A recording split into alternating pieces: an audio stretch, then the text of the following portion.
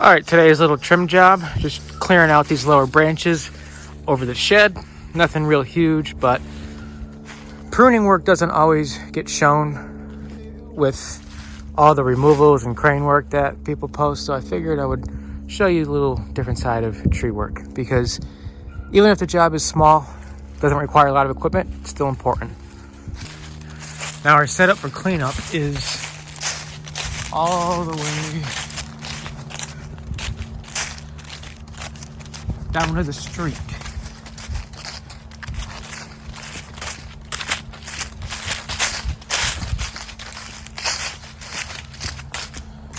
Right there.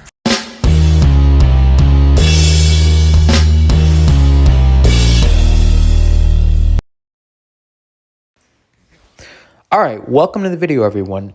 So I'm gonna walk you through this job. Didn't do any climbing. This was just a lot of lower stuff that we were able to reach with the pole saw. I did get on the ladder a few times and used a handsaw or the loppers, which I think is fine in this situation. I wasn't using a chainsaw or anything. And you will see me just dropping some of the smaller stuff right on the roof. Situation here was they were going to be getting the roof replaced. Now, normally what I would do is get right on the roof to trim off that really lower stuff and clear that out.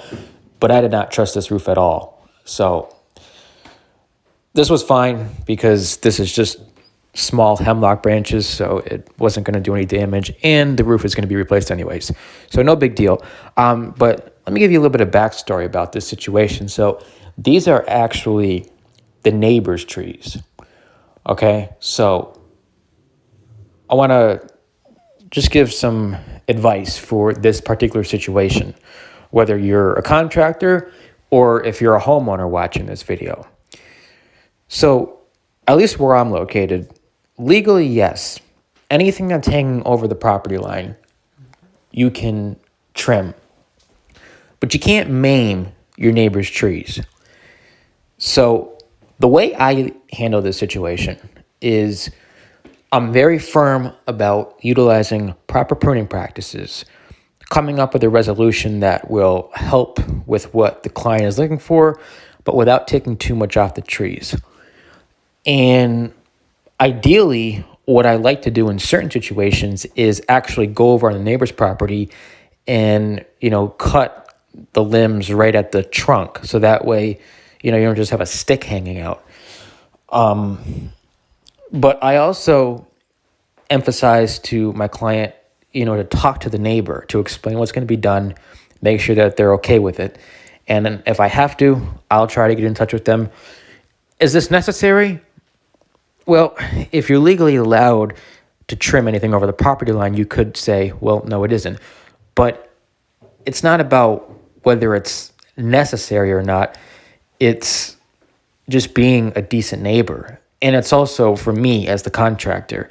I don't want to be put in the middle of neighborly disputes or anything like that. So I always want to make sure that the neighbor is okay with the work that we're going to be doing. And also, in the event that we have to go over on their property, that they're okay with that, because theoretically, you could say that that's trespassing.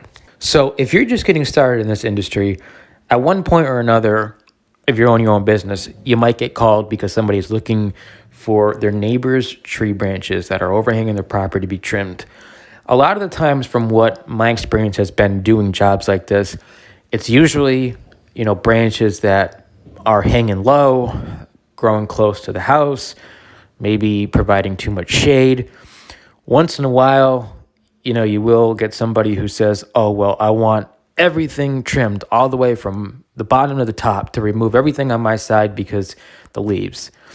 And in that situation, what I will typically explain is that, well, it really isn't going to make a huge difference, because when you're talking about a 70-foot, 80-foot tall tree right at the property line, you can trim all the branches you want, hanging over your side, but you still got the wind to deal with.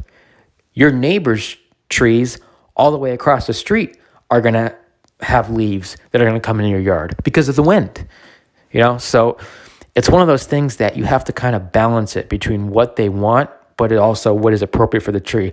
I had one situation where the person wanted to basically strip all the branches on one side, on her side. And I would not do that because, that's taking way too much off. And as arborists, it's not just about winning a job, making the money. We're caring for trees, and the decisions we make can impact the health of the trees. I've talked about this before in the past, I believe, in some of my past videos, that, if you're going to be in this business, tree care business, there's certain things that are appropriate, are acceptable, and then there's practices that could create issues that could harm the tree. So just something to keep in mind. So in a lot of situations, like what you see in this video, if you just trim back, or if you can, remove at the trunk some of the lower hanging branches, that will open the area up considerably. And, oftentimes, in my experience, at least from jobs I've done, that's satisfactory. So you make the client happy, and you also aren't taking too much off the tree. So overall, this was a pretty fun little job. It was actually part of a larger project where we were trimming some shrubs as well. But you can tell the weather's changing, here at least. Definitely colder, and we ended up working past when it got dark out, because now it gets dark at 4:30, 5 o'clock. So we were working in the dark, using the lights from the vehicles and even a little bit of the light from my phone to see what we were doing. But we got the job done. And speaking of the cold, so want to just give you another tip. If you have a dump trailer or dump truck, maybe even a chip truck, this time of year, so if you're newer to the business, if you've been in the business for a while, you probably know this, but if you're newer to the business, if you leave chips or debris out in the cold, in a trailer or a truck overnight, you might have trouble dumping them the next morning. So I had a full load of brush in the dump trailer from past jobs. And I went to the dump in the morning before going to this job, get there, tip the trailer all the way up, nothing comes out. So then I had to start raking it out by hand. Ended up just taking about a quarter of the brush out, just made enough room to do this job.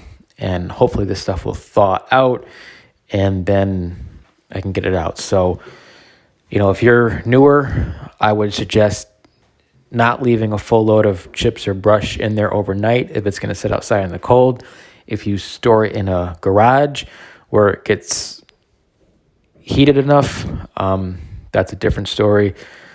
The other thing too is if it rains and the water gets in there, that can freeze and make it even worse. So just a little pro tip there for you if you're getting started. So that is going to conclude the commentary on this video. I appreciate you all watching. I appreciate everybody who has been engaging with the videos, commenting, asking questions, to everyone who has subscribed. But I have thrown a few posts out there on the community page, and I'm just going to reiterate it again. I want to hear from you all. Want to know what you want to see, what questions you might have, what topics you want me to cover, anything related to fitness, lifestyle, tree work, etc. So appreciate you all watching. Stay safe, and I'll see y'all next time.